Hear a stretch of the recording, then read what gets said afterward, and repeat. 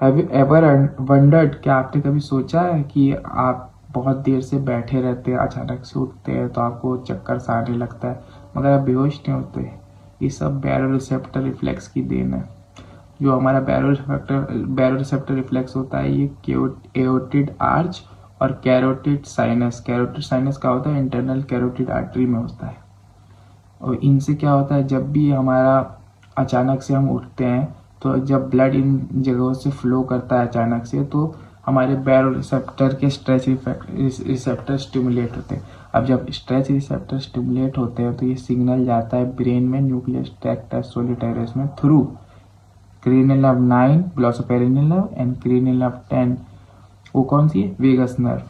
अब क्या कहता है, ब्रेन में तो चला गया। अब ब्रेन में जाने के बाद हमारा क्या होता है, जैसे हार्ट रेट बहुत बीपी हम लोग का बढ़ा हुआ है तो वो पैरासिम्पथेटिक टोन को बढ़ा देता है और सिंपैथेटिक टोन को कम करता है।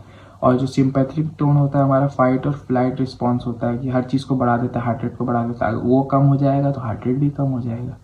सेम जब तो हमारा हार्ट रेट बहुत कम हो जाता है तो सिंपैथेटिक टोन को बढ़ा देता है। बैरोरिसेप्टर रिफ्लेक्स कम सिग्नल भेजता है तो उससे सिंपैथेटिक टोन बढ़ जाता है, फाइट और फ्लाइट रिस्पॉन्स एक्टिवेट हो जाता है। इसी वजह से हमारा हार्ट रेट बढ़ जाता है, ब्लड सप्लाई तेज़ हो जाती है।